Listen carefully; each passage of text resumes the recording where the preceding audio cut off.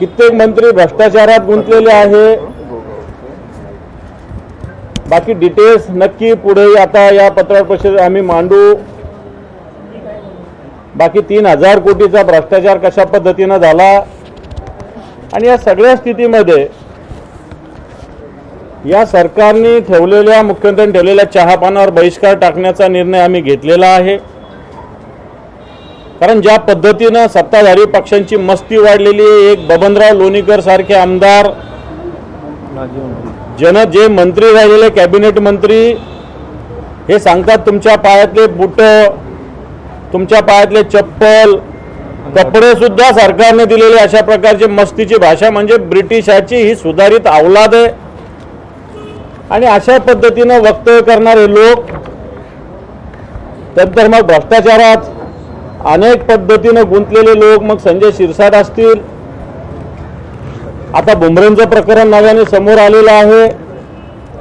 आणि सगळ्यात महत्त्वाचं,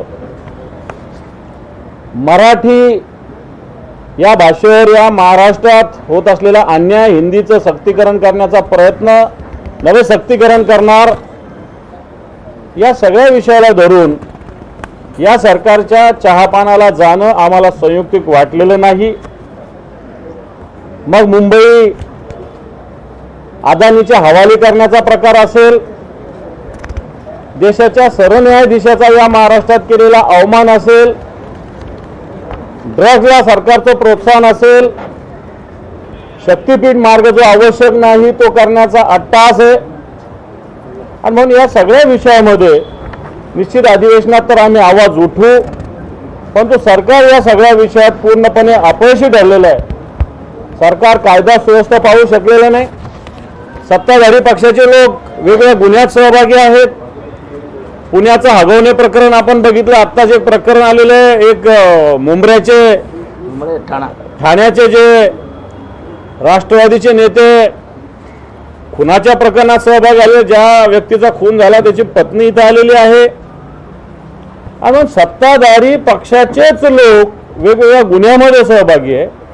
पोलिसांचं पूर्णपणे त्याला संरक्षण आहे। मुख्यमंत्री उपमुख्यमंत्री एक प्रकारे या सगळ्या गोष्टीला प्रोत्साहन देतात। एकीकडे मुख्यमंत्री भ्रष्टाचार मुक्तीच्या गोष्टी करतात आणि एकीकडे 3,000 4,000 कोटीचा भ्रष्टाचार होतो। या राज्यात 92,000 कोटी रुपये कॉन्ट्रॅक्टरांचं देणं आहे।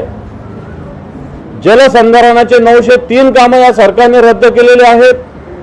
एसटीच्या बसेस अजून आलेल्या नाही। रोज बघा एसटी वारीसाठी एसटी जातात।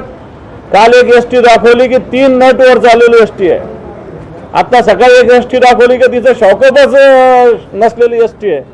आणि म्हणून अशा पद्धतीनं हे राज्य कुठे घेऊन चाललेलं आहे, भारतीय जनता पार्टीने कुठे नेऊन ठेवला महाराष्ट्र म्हटलं होतं, तसं आता भारतीय जनता पार्टीनं आणि या त्यांच्याबरोबरच्या जे आमच्यातून गेलेले गद्दार लोक आहे यांनी कुठे नेऊन ठेवला महाराष्ट्र, ही परिस्थिती निर्माण झालेली आहे। आणि म्हणून या सगळ्या विषयाला जनतेच्या न्यायालयात आम्ही जात आहोत, परंतु विधिमंडळात निश्चित याच्यावर आवाज उठू।